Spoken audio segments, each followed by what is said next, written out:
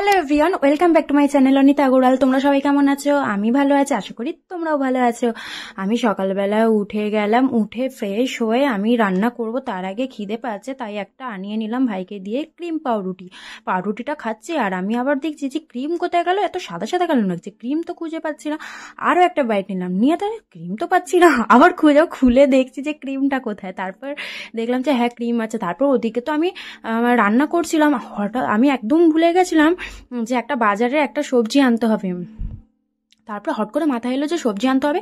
আমি খাওয়া হওয়া ছেড়ে আগে তাড়াতাড়ি করে উঠলাম, উঠে সবকিছু ম্যানেজ করে নিয়েছিলাম, করে একটু ঘুম দিয়ে দিয়েছিলাম। তারপরে সন্ধ্যাবেলা একটু স্টেশন যেতাম, তার জন্য আমি বেরিয়ে গেলাম স্টেশনে। আমায় কিনতে হতো একটা ব্যাগ, আমার প্রয়োজন ছিল, তো আমি বেরিয়ে গেলাম হচ্ছে স্টেশনের জন্য। আর এই পকোড়া খেতে কারা কারা ভালোবাসে? আমি তো অনেক ভালোবাসি।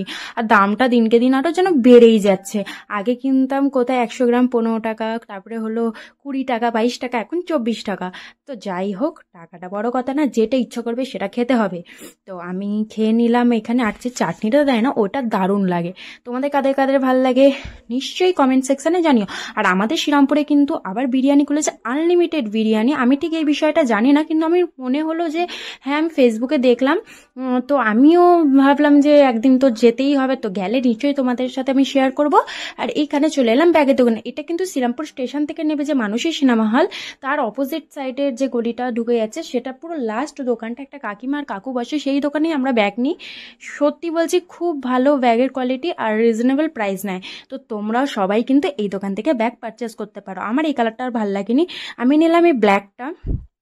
এই ব্যাগটার প্রাইস নিল বলছিল বা 250 টাকা মতো, 250 না 260 টাকা বলছিল, কিন্তু আমি ওনাকে 180 টাকা বলেছি, বললো না হবে না, 190 টাকায় দিয়েছে। তো বার্গেনিং কিন্তু মাস্ট, বার্গেনিং করলে কিন্তু তোমরা অনেক কম টাকায় কিন্তু জিনিস পেয়ে যাবে। বাড়ি চলে এসে একটু কিনলাম ঝালমুড়ি, আর এটা হচ্ছে আমার পার্সেল এসেছিল, তো তোমাদের সবার সামনে শেয়ার করবো বলে আমি কিন্তু খুলিনি।